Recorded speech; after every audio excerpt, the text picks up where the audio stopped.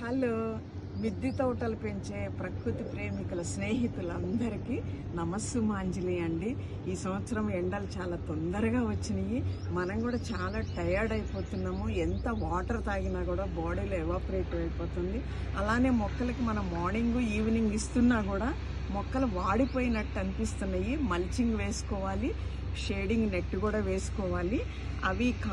అవి వేసుకోవడానికి వీలు లేని వాళ్ళు ఈ లిక్విడ్ వాటర్ అండి, ఇది ఇస్తే మొక్కలకి మంచిగా సేద తీర్చినట్టు అవుతుంది. ఇవేంటంటే అండి, నేను బియ్యం కడిగిన నీళ్ళండి ఒక 4-5 డేస్ నుంచి అట్టి పెట్టాను. అట్లనే పప్పులు కడిగిన నీళ్ళు, తర్వాత ఫ్రూట్స్ కడిగిన నీళ్ళు, తర్వాత మజ్జిగ అండి, ఇవన్నీ కలిపి ఇలా ఒక 2-3 బకెట్లో నేను ఎప్పుడు పెట్టుకుంటానండి. వాటిల్లో ఇలా కొంచెం బెల్లం వేస్తానండి.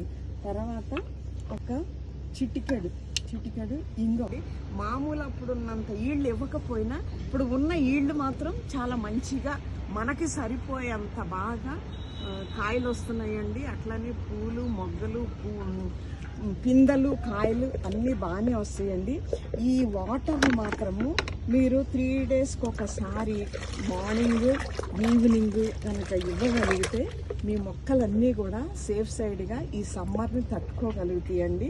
దయచేసి మీరు కూడా ఒకసారి, మీ అందరికి కూడా తెలుసు అయినా నేను ఒకసారి చూపిస్తున్నా అండి.